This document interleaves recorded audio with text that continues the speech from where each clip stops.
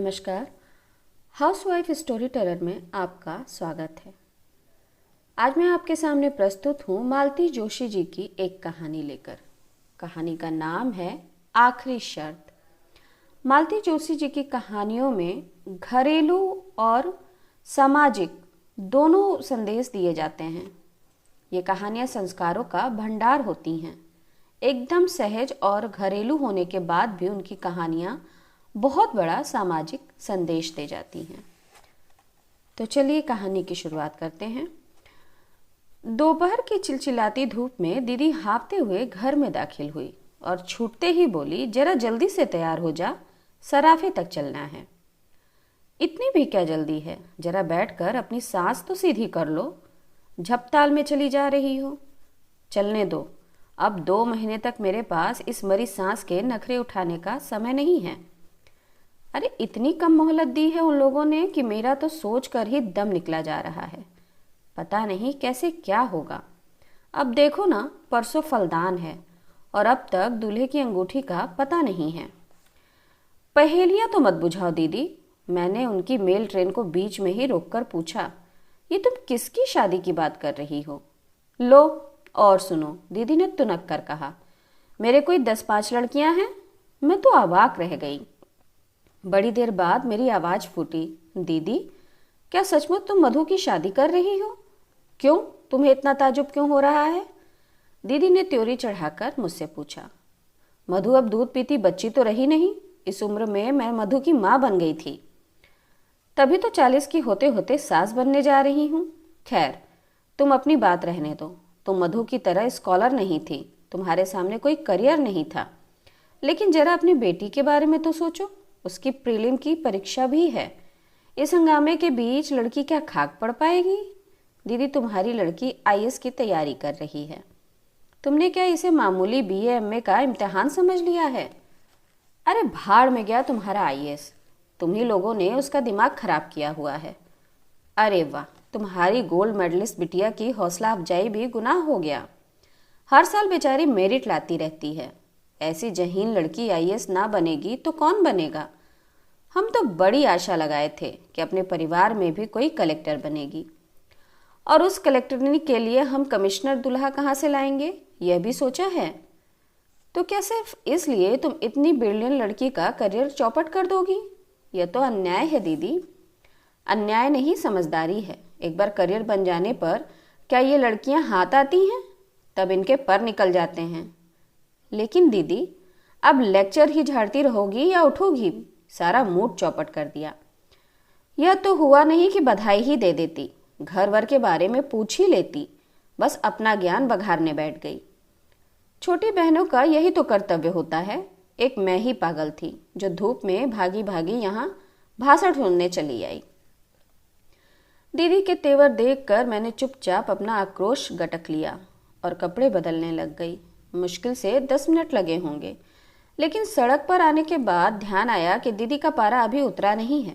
वैसे उन्हें मनाना ऐसा कोई मुश्किल नहीं था। मैंने बस थोड़ी सी उत्सुकता जताकर दूल्हे का पता ठिकाना पूछ लिया और दीदी का सारा गुस्सा उड़नछू हो गया।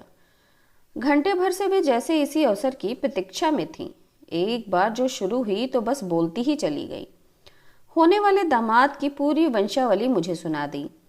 फिर बड़े मनोयोग से उन्होंने यह बताया कि कितनी खोजबीन के बाद यह हीरा उनके हाथ लगा है। मधु ने पूर्व जन्म में बड़े पुण्य किए होंगे, नहीं तो इतनी बड़ी जगह की तो वे कल्पना ही नहीं कर सकती थी। कैसे कैसे धनी मानी लोग रिश्ते की आस लगाए बैठे थे। ढेर सारा धन दहेज दाहा सब लेकर बैठे हुए थे, पर लड़के ने मधु को देखा और बस सारे फोटो वापस कर दिए। यह दामाद प्रसंग पूरे रास्ते चलता रहा। प्रशंसा के लिए दीदी को जैसे शब्द ही नहीं मिल रहे थे, पर मेरा मन पूरे समय मधु में ही अटका रहा। बेचारी लड़की भविष्य को लेकर कैसे कैसे सपने बुने थे, सब धरे रह गए। हम लोगों ने भी उसके लिए बड़ी ऊंचाई कल्पना में की थी, पर सब व्यर्थ हो गई। अब पुश्तैनी दुकान से दीदी ने हीरे जैसे दामाद के लिए हीरे की अंगूठी खरीदी। एक बड़ी सी चांदी की ट्रे भी खरीदी गई। मधु का सेट तो बनकर तैयार था।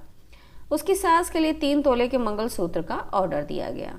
दुकान से उतरते हुए दीदी भेद भरे अंदाज में बोली, सास पिटारा ऐसा भेजूंगी कि देखना आंखें फटी रह जाएंगी सबकी।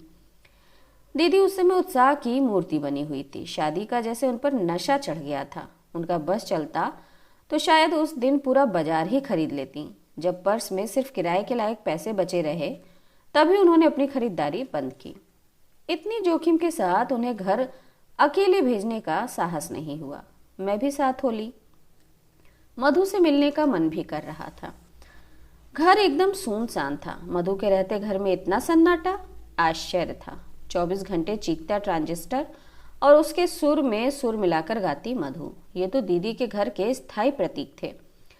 मधु घर में नहीं है, अपने कमरे में होगी, दीदी ने बताया।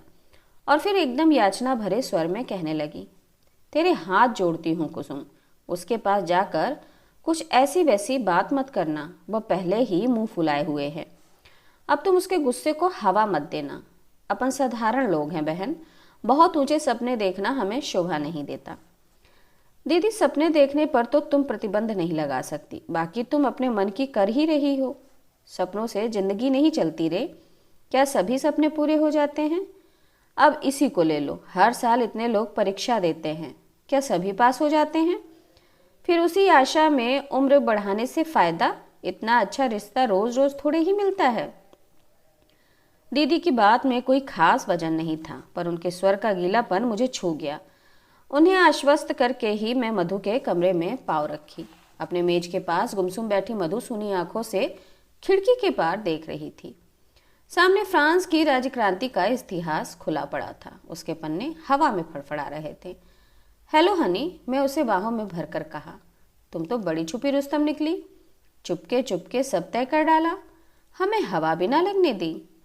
उत्तर में मधु ने 2 बूंद आंसू टपका दिए। बस, धत पगली, ऐसे रोते हैं क्या? मैंने उसे पुचकारते हुए कहा, पर मन जाने कैसा हो गया। दीदी, मधु तो रो रही है, मैंने दीदी के पास बैठते हुए कहा। शादी की बात सुनकर सभी लड़कियां रोती हैं। दीदी ने निर्लिप्त भाव से मुझे चाय का कप पकड़ा दिया। तुम भी रोई थी, हम भी रोए थे। तुम क्यों रोई थी, याद है दीदी? कॉलेज जाने का तुम्हारा अरमान मन में ही रह गया था। अम्मा बाबूजी ने कहा था कि तुम्हें बीए करा देंगे तो हम लड़का कहाँ से लाएंगे। आज वही अन्याय तुम अपनी बिटिया के साथ कर रही हो। पीढ़ियां बदल गई पर हमारी मान्यताएं वही की वही हैं। हम उन्हें अम्मा बाबूजी कहते थे, बच्चे हमें मम्मी पापा कहते हैं। बस इतना ही फर्क आया है, बाकी सब वैसा का वैसा ही है। वैसा का वैसा कहाँ है? मेरी लड़की डबल एम में है। मैंने जो सहा है उसका 10वां हिस्सा भी मैंने उसके हिस्से में नहीं आने दिया। और फिर जैसे अतीत में खोते हुए बोली, उस समय मैं क्यों रोई थी जानती हूँ? सगाई के बाद मेरा गाना बजाना छुड़वा दिया गया था। मेरी सास इसके लिए खास हिदायत कर गई थी। जब तक वह जीती रही मुझे कभी गुनगुनाने भी ना दिया। अब तो खैर मेरी आवाज़ ही मर गई है, इसलिए मैंने मधु को कभी नहीं टोका। उसकी दादी गालियाँ निकालती रही, पापा तो हमेशा ही बरसते रहे, पर मैं हमेशा उसका बचाव करती रही।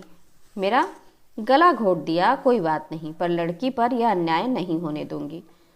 मैंने तो मधु की सास से साफ साफ कह दिया है। मैं पिछली पीढ़ी की थी, इसलिए मन मारकर जी गई। मेरी लड़की से ऐसा ना हो सकेगा। मैं दीदी का तमतमाया चेहरा देखती रह गई। वक्त ने उनके घाव भर दिए हैं, पर टीस अब भी बाकी थी। प्रसंग छिड़ते ही उनकी वह पीड़ा सतह पर आ गई थी। मुझे चुप देखकर ममता भरे स्वर में बोली, तुझे मधु की पढ़ाई की चिंता है ना? देख, भाग्य में विद्या होगी तो पढ़ ही लेगी। वैसे वे लोग बड़े समझदार हैं। अब रहने भी दो दीदी, शादी के बाद पढ़ना क्या होता है मुझसे पूछो। सारा घर जैसे आप पर पहरा देता है, एहसान जताता है, और अगर बदकिस्मती से कहीं फेल हो गए तो बस सारी जिंदगी ताने सुनते ही बीतती है। दीदी के घर से लौटते हुए मन बेहद उदास था। उनकी मौन व्यथा का एकाएक साक्षात्कार हो जाने से मैं चौंक गई थी। अनजाने ही में मेरे अपने भी कुछ घाव हरे हो गए थे, और इन सबसे ऊपर था मधु का आंसू भीगा चेहरा, जो किसी तरह आंखों से हटता ही न था। सच, अगर हमें अपने बच्चों के पंख कुतरने ही होते हैं तो पहले हम उन्हें आकांक्षाओं का आकाश क्यों देते हैं। घर में प्रवेश करते हुए डर रही थी कि सबके मुंह फूले मिलेंगे। पड़ोस से चाबी लेकर घर खोलना ना बच्चों को अच्छा लगता है ना उनके पापा को। सबके स्वागत में मेरा दरवाजे पर मिलना जैसे जरूरी है। लेकिन घर में मौसम खुशगवार था, वातावरण से प्रसन्नता की महक आ रही थी। चलते समय दीदी ने जबरदस्ती एक मिठाई का पैकेट थमा दिया था। मिठाई और मधु की शादी की खुशखबरी एक साथ पाकर जनता और भी खुश हो गई। आश्चर्य तो तब हुआ जब श्रीमान जी ने मेरे सामने काजू की बर्फी का डिब्बा खोलकर खड़े हो गए और बोले, लो श्रीमती जी, तुम भी हमारी ओर से मुंह मीठा करो, तुम्हारी बिटिया भी झंडे गाड़ कर आई है। अच्छा, मैंने खुशी से डगमगाते हुए पूछा, क्या हुआ? Oh mummy, I am so happy today. मेरी सोट सी कन्या मेरे गले से झूल गई।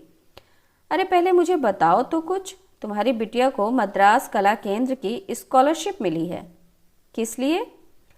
भरतनाट्यम के, क्या कहते हैं उसे, हाँ, गहन प्रशिक्षण के लिए, एक्सटेंसिव स्टडी इन भरतनाट्यम। अब हमारी लाडो 3 साल तक मद्रास में रहकर बड़े बड़े महारथियों से प्रशिक्षण लेगी। ओ मम्मा, आई एम सो हैप्पी।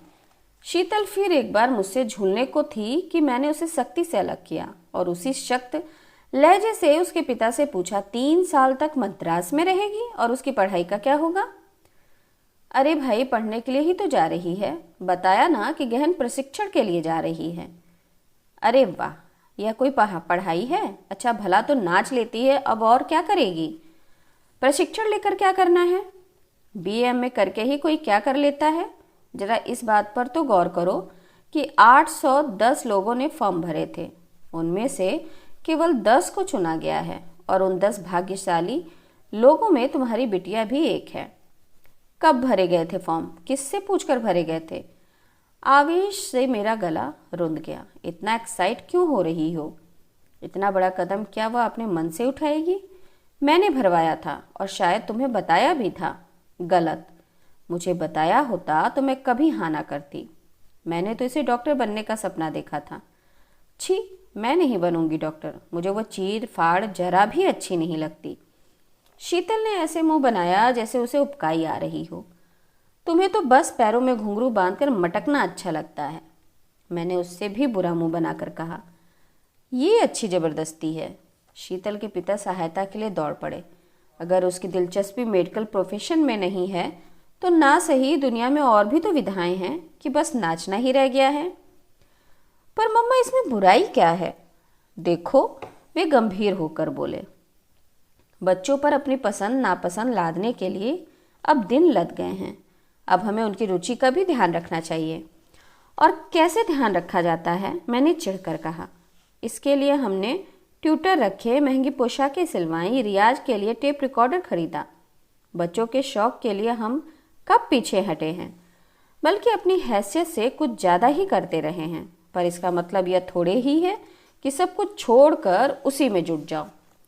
रुपया भी फूको और साल भी बिगाड़ो। देखो, शौक अपनी जगह है, करियर अपनी जगह। डांस सिर्फ शीतल का शौक या हॉबी नहीं है कुसुम, वह इसे अपना करियर बनाना चाहती है। वाह, क्या बात है। कल को उसकी शादी भी करनी है कि नहीं? यह शादी की बात बीच में कहाँ से ले आई? क्यों, कुछ गलत कहा मैंने? कल को लड़के वाले पूछेंगे तो अपने पास कुछ जवाब तो होना चाहिए कि नहीं? कि यही कह देंगे कि साहब लड़की पढ़ी लिखी है, बस नाचना जानती है। वह क्या कहते हैं, गहन प्रशिक्षण प्राप्त है। बहुत अच्छा लगेगा ना? यह कहते हुए कम से कम मुझे तो बुरा नहीं लगेगा। और इस बात को सुनने के बाद कितने लड़के शादी के लिए तैयार होंगे? तुम संदेह क्यों हो रहा है? इसलिए कि मैं हिंदुस्तानी लड़कों की मनोवृत्ति को आपसे ज़्यादा अच्छा समझती हूँ। मैं जानती हूँ कि अपने को अत्याधुनिक कहने वाले युवक भी पत्नी को स्टेज पर नाचते नहीं देख सकते। कला की प्रशंसा करना एक बात है, कलाकार से शादी करना एकदम दूसरी। शादी शादी शादी। शीतल एकदम चीख पड़ी, बंद करो मम्मा, बोर हो गई हूं मैं तो। क्या लड़की के करियर की यही एक आखिरी शर्त है, शादी? ओह गॉड, हाँ, यही आखिरी और अनिवार्य शर्त है, मैंने कहा और दोनों हाथों से अपना चेहरा ढांप लिया। मेरी प्रगतिशीलता का नकाब किसी ने फाड़ कर फेंक दिया और मुझे अब अपने चेहरे पर शर्म आ रही थी। तो ये कहानी यही समाप्त होती है। नमस्कार। आप लोगों से विशेष अनुरोध कि मेरे चैनल को लाइक करिए, शेयर करिए और सब्सक्राइब करिए। नमस्ते।